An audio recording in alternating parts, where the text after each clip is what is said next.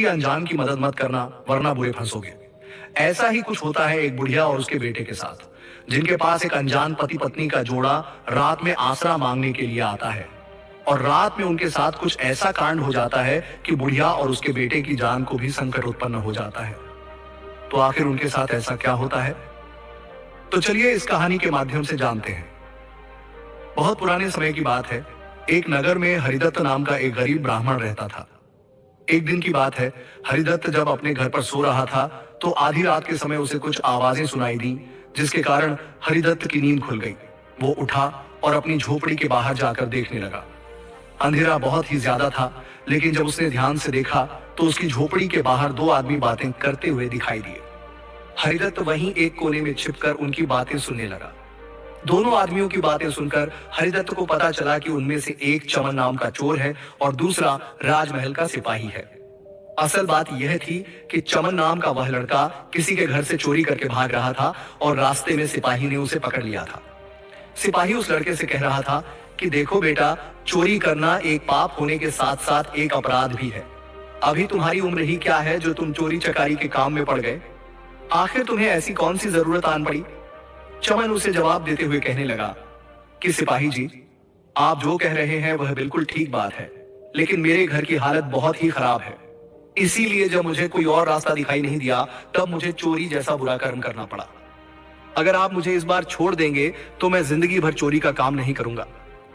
सिपाही कहने लगा कि बेटा, देखने में तो तुम बहुत ही भले परिवार के लगते हो, लेकिन तुम पर ऐसी क्या मुसीबत आन पड़ी कि तुम्हें चोरी जैसे गलत रास्ते पर चलना पड़ा? सिपाही के पूछने पर चमन उसे अपनी कहानी सुनाते हुए कहने लगा कि सिपाही जी, मेरा परिवार बहुत ही गरीब है। बचपन में ही मेरे पिताजी गुजर गए थे और मेरी माँ ने बड़े कष्ट सहकर मुझे पाला है। वो लोगों के घरों में काम करती और जो भी कमाई होती उससे मेरा पालन पोषण करती। अभी 1 महीना पहले की ही बात है, अचानक रात के अंधेरे में एक अनजान पति पत्नी हमारे घर पर आ गए। उन्होंने हमें बताया कि वह दूसरे गांव में जाने के लिए यात्रा कर रहे थे, परंतु बीच में ही रात हो जाने के कारण वह आसरा ढूंढते हुए हमारे घर पर आए हैं। वह लोग रात हमारे घर पर ही गुजारने का आग्रह करने लगे। मेरी मां ने उन पर दया करके उन्हें अपने घर में शरण दे दी। कुछ देर बाद वे पति पत्नी कहने लगे कि हम दोनों को बहुत जोर की भूख भी लगी है। यदि कुछ खाने को मिल जाए तो आपका हम पर बहुत बड़ा उपकार होगा। सुबह होते ही हम दोनों यहां से चले जाएंगे। मेरी मां उन दोनों की बात मान गई। मां उनसे कहने लगी कि ठीक है, मैं तुम दोनों के लिए खाना तैयार कर देती हूं, तब तक तुम लोग आराम करो। उसके बाद मेरी मां ने भोजन बनाकर उन दोनों को खिलाया। भरपेट भोजन खाने के बाद वे लोग उस रात हमारे घर में ही सो गए। रात भर वह दोनों सोते रहे, परंतु जब हम उन्हें सुबह उठाने के लिए गए तो वे दोनों मरे पड़े थे। जल्द ही यह बात पूरे गांव में आग की तरह फैल गई। वैद्य ने उन्हें देखा तो उसने कहा कि इन दोनों की मृत्यु जहरीला भोजन खाने से हुई है। किसी ने कोतवाल को सूचना कर दी तो नगर का कोतवाल भी हमारे घर पहुंच गया और जो खाना हमने उन दोनों पति पत्नी को खिलाया था उसमें से बचे हुए भोजन की जांच पड़ताल की गई। उस खाने में एक मरी हुई छिपकली निकली। कोतवाल हमें तुरंत राजा के पास लेकर गया और सारी बातें सुनने के बाद महाराज ने अपना फैसला सुनाया। महाराज का फैसला यह था कि उन दोनों पति पत्नी के मरने का कारण वह खाना था जो मेरी मां ने उन्हें बनाकर खिलाया था। हालांकि इन्होंने यह जानबूझकर नहीं किया, लेकिन अनजाने में ही सही, अपराध तो इनसे हुआ है। इस अपराध के कारण इन्हें फांसी की सजा दी जाती है।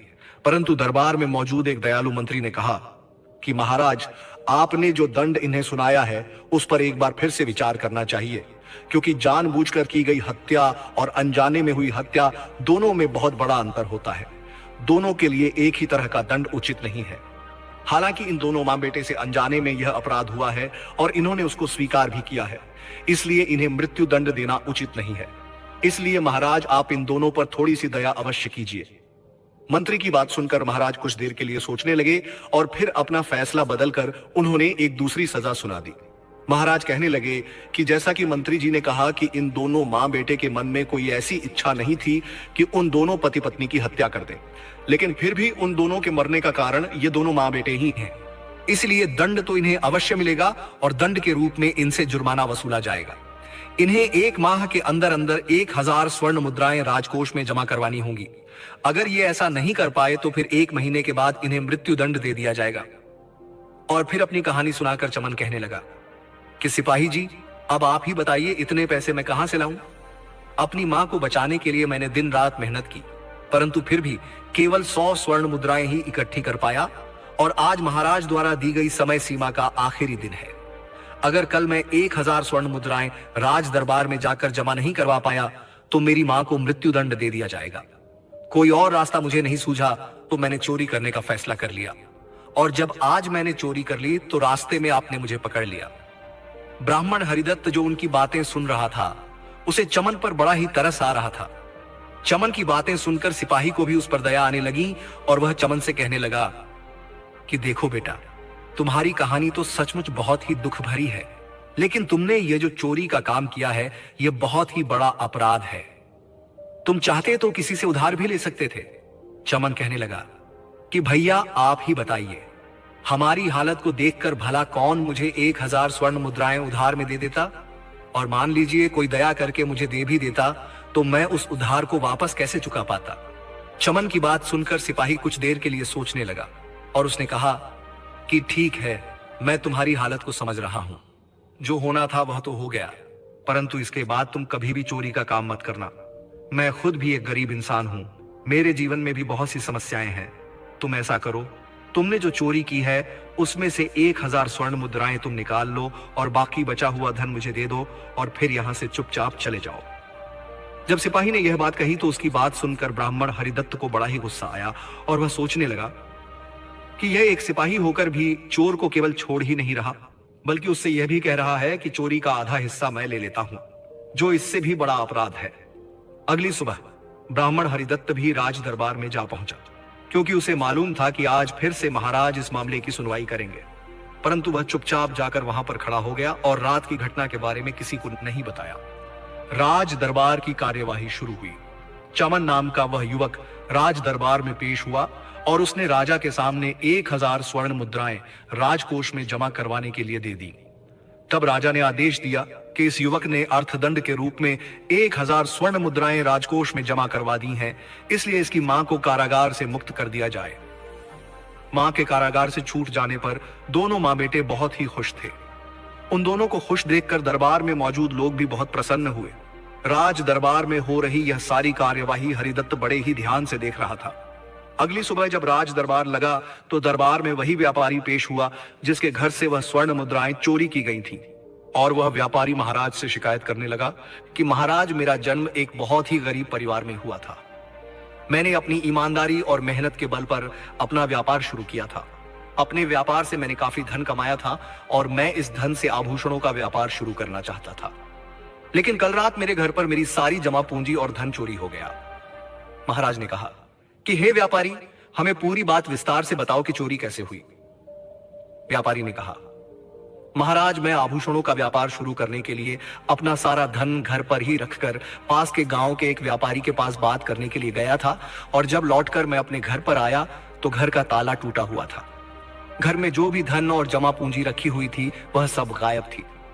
यह बात सुनकर महाराज तुरंत कोतवाल को कहते हैं कि कोतवाल जी, इस व्यापारी के घर पर जो चोरी हुई है तुरंत इसकी छानबीन की जाए और जल्द से जल्द चोर को पकड़कर हमारे सामने पेश किया जाए। व्यापारी कहने लगा, महाराज, उस चोर को ढूंढने के लिए आपको कहीं जाने की आवश्यकता नहीं है। मेरे घर में जिसने चोरी की है उस चोर को मैं अच्छी तरह से जानता हूं। महाराज ने हैरान होते हुए कहा, क्या तुम उस चोर को जानते हो? अगर ऐसी बात है तो उसके बारे में पूरी जानकारी हमें दो। हमारे सैनिक तुरंत जाकर उसे पकड़कर हमारे पास लेकर आएंगे। व्यापारी कहने लगा कि महाराज, वह चोर कोई और नहीं बल्कि कल जिस औरत को आपने कारागार से मुक्त किया था उसका बेटा चमन ही है। उसने ही मेरे घर में चोरी की है और वहां से चुराया हुआ धन अर्थदंड के रूप में आपके राजकोष में जमा करवाया है, और चोरी करके लाए हुए धन से ही उसने अपनी मां को छुड़वाया है। यह बात सुनकर महाराज कुछ देर के लिए सोच में पड़ गए। दरबार में मौजूद सभी लोग बड़ी उत्सुकता से महाराज की ओर देखने लगे कि महाराज अब क्या फैसला लेंगे। महाराज ने तुरंत चमन को राज दरबार में बुलवाया और कहने लगे कि युवक, इस व्यापारी का कहना है कि तुमने इसके घर में चोरी की है, क्या यह बात सही है?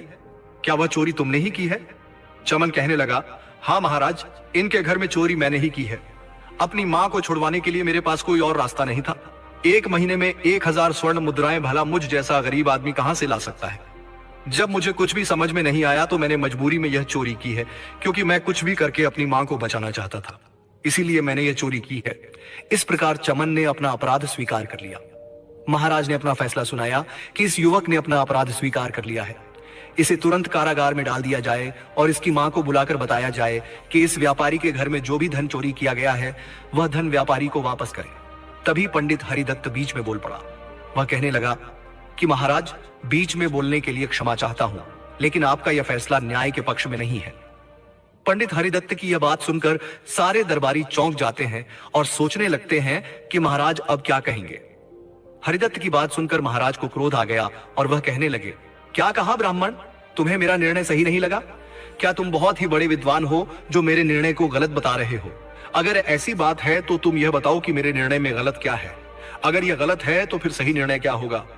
हरिदत्त कहने लगा कि महाराज, मैंने अपनी शिक्षा ग्रहण करते समय कई राज्यों का भ्रमण किया था, इसीलिए मैं उन सभी राज्यों की न्याय व्यवस्था को अच्छी तरह से जानता हूं। जो व्यापारी अभी आपके सामने उपस्थित हुआ है, उसके घर में चोरी करने वाला चमन है, यह बात मैंने ही उसे बताई थी। राजा ने कहा, यह बात तुम्हें कैसे मालूम हुई?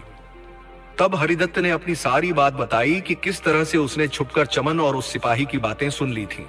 उसके बाद ब्राह्मण आगे कहने लगा कि महाराज, उस रात को दोनों पति पत्नी जहरीला खाना खाकर मर गए। इसका कारण चमन की मां नहीं है, यह आप भी जानते हैं, परंतु अपनी न्याय व्यवस्था के अनुसार आपने उसे 1000 स्वर्ण मुद्राएं जमा करवाने का दंड दे दिया। 1 महीने के अंदर इतनी स्वर्ण मुद्राएं भला एक गरीब परिवार कैसे लेकर आ सकता है? यह असंभव है, यह भी आप जानते थे, लेकिन फिर भी आपने इस तरह का निर्णय लिया। जब चमन को कोई रास्ता नहीं सूझा तो उसने चोरी करने की ठान ली। चोरी करने के बाद इसके पकड़े जाने पर एक सिपाही इससे रिश्वत लेकर इसे छोड़ देता है। इसके बाद अपनी मेहनत की कमाई चोरी हो जाने पर इस व्यापारी को जब कुछ समझ में नहीं आया तो यह आपके पास आता है और आप चमन को कारागार में डालकर दंड रूप में उसकी मां को व्यापारी की धनराशि लौटाने के लिए कह रहे हैं, जबकि वह धनराशि तो राजकोष में पहले ही जमा करवा दी गई है। अब आप ही बताइए कि इतनी स्वर्ण मुद्राएं वह कहां से लेकर आएगी? उसकी मां भी कहीं चोरी करके ही स्वर्ण मुद्राएं आपको चुकाएगी और फिर जिसकी स्वर्ण मुद्राएं चोरी होंगी वह आपके पास आकर इस व्यापारी की तरह ही शिकायत करेगा। अगर ऐसा ही चलता रहा तो फिर इस समस्या का कोई हल नहीं निकलेगा। महाराज हरिदत्त की कही हुई बात को अच्छी तरह से समझ रहे थे। महाराज के दरबार में मौजूद सभी दरबारी जो अब तक शांत बैठे हुए थे, उनमें से एक मंत्री हरिदत्त के पास आया और कहने लगा, हे ब्राह्मण, तो फिर आप ही बताओ कि अब तक जो कुछ भी हुआ उसमें गलती किसकी है? अपराधी कौन है और उस अपराधी के लिए क्या दंड दिया जाए? राजमहल में काम करने वाले और रिश्वत लेने वाले उस सिपाही को क्या दंड देना होगा? इस व्यापारी को न्याय कैसे मिलेगा? अब तो यह समस्या और भी ज्यादा जटिल हो गई है। ऐसे में क्या फैसला होना चाहिए बताओ, क्योंकि तुमने तो कई राज्यों में वहां की न्याय व्यवस्था देखी है। मंत्री की कही बात पर महाराज भी हरिदत्त की तरफ देखने लगे और कहने लगे कि हे ब्राह्मण, अब तुम ही कोई सही निर्णय बताओ। व्यापारी भी बड़ी उम्मीद के साथ हरिदत्त की तरफ देखने लगा। तब हरिदत्त कहने लगा कि महाराज, इस घटना के विषय में आपने अपनी न्याय व्यवस्था के अनुसार दंड दिया, लेकिन आप यह देखिए कि अपराध की शुरुआत कहां से हुई, अपराध होने का कारण क्या था, अपराध करते समय अपराध करने वाले की मानसिक स्थिति क्या थी, इस पर आपने ध्यान नहीं दिया, इसीलिए समस्या इतनी बढ़ गई है।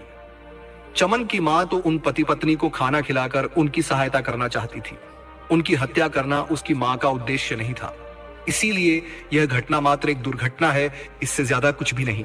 दूसरी तरफ अपनी मां को बचाने के लिए चमन को जब कोई रास्ता नहीं सूझा तो चमन एक चोर बन गया, जबकि चोरी करना उसका कोई धंधा नहीं है, वह कोई पेशेवर चोर नहीं है। चमन की सारी सच्चाई जानकर उस सिपाही ने दया करके उसे छोड़ दिया। चोरी को बढ़ावा देना उसकी भी इच्छा नहीं थी। आपके सिपाही ने इससे रिश्वत में जो भी धन लिया था वह उसने गरीबों में दान कर दिया, ताकि उससे जो अपराध हुआ है वह कुछ कम हो सके। उसने अपनी इच्छा पूरी करने के लिए रिश्वत नहीं ली थी। महाराज कहने लगे, फिर तो तुम्हारे कहने के अनुसार जितने भी लोग इसमें शामिल हैं वह सब भले लोग हैं, तो फिर ऐसे में अपराध किया किसने? ब्राह्मण हरिदत्त कहने लगा, महाराज, इन सब का कारण आप हैं। 2 भले इंसानों को आपने अपराधी बना दिया, 2 अच्छे इंसानों को आपने मानसिक रोगी बना दिया। तो असल में अपराध आपसे हुआ है। आपने बिल्कुल भी नहीं सोचा कि एक गरीब मां का बेटा 1000 स्वर्ण मुद्राएं कहां से लेकर आएगा, और जब 1000 स्वर्ण मुद्राएं वो लेकर आया तो आपने उससे यह भी नहीं पूछा कि इतने कम समय में वह 1000 स्वर्ण मुद्राएं कहां से ले आया। अगर उस समय आपने चमन से पूछा होता कि यह मुद्राएं कहां से आई हैं, तो यह समस्या यहां तक नहीं पहुंचती। आप इसे ऐसे समझिए महाराज कि खेतों में काम करने वाला मजदूर यदि सांप के डसने से मर जाए तो सांप को दंड नहीं दिया जा सकता, वैसे ही उस खाने में छिपकली गिर गई, इसीलिए उन पति पत्नी की मृत्यु हो गई। इसमें चमन और उसकी मां का कोई दोष नहीं है, इसलिए चमन और उसकी मां को छोड़ दिया जाए और चमन से जो आपने जुर्माना वसूल किया है वह इस व्यापारी को लौटा दिया जाए। साथ ही मरने वाले पति पत्नी के परिवार को आर्थिक सहायता भी दी जाए। हरिदत्त के द्वारा दिए तर्क और सुझाव दरबार में मौजूद सभी लोगों को बहुत पसंद आते हैं। महाराज ने ब्राह्मण की प्रशंसा की और कहा, हम आज तक अपने राज्य की न्याय व्यवस्था के आधार पर लोगों को दंड देते आ रहे थे, लेकिन हे ब्राह्मण, आज जैसा तुमने सोचा वैसा तो हमने कभी सोचा ही नहीं। आज से हम अपनी न्याय व्यवस्था में उचित बदलाव करेंगे और किसी भी अपराध के बारे में गहराई से सोचने के बाद ही कोई निर्णय लेंगे और हम आज से तुम्हें अपना सलाहकार नियुक्त करते हैं। इसके बाद महाराज ने व्यापारी को कोष से धन देकर विदा किया और चमन और उसकी मां को भी निरपराध घोषित करके भेज दिया। मरे हुए पति पत्नी के परिवार को महाराज की तरफ से आर्थिक सहायता भेज दी गई। इसके बाद पंडित हरिदत्त को महाराज ने अपना सलाहकार नियुक्त कर लिया और पंडित हरिदत्त भी अपना जीवन सुखपूर्वक बिताने लगा। कहानी का सार यह है कि किसी की मदद करना नेक काम है और हमें जरूरतमंद की मदद अवश्य करनी चाहिए, लेकिन मदद से पहले यह जरूर सोचिए कि क्या आप उसकी पूरी जिम्मेदारी उठाने का हौसला और समझ रखते हैं। बिना सोचे समझे किया गया उपकार कभी कभार पछतावे का कारण भी बन सकता है। तो दोस्तों, कहानी पसंद आई हो तो वीडियो को एक लाइक करके अपनी राय कमेंट में अवश्य बताइएगा। धन्यवाद।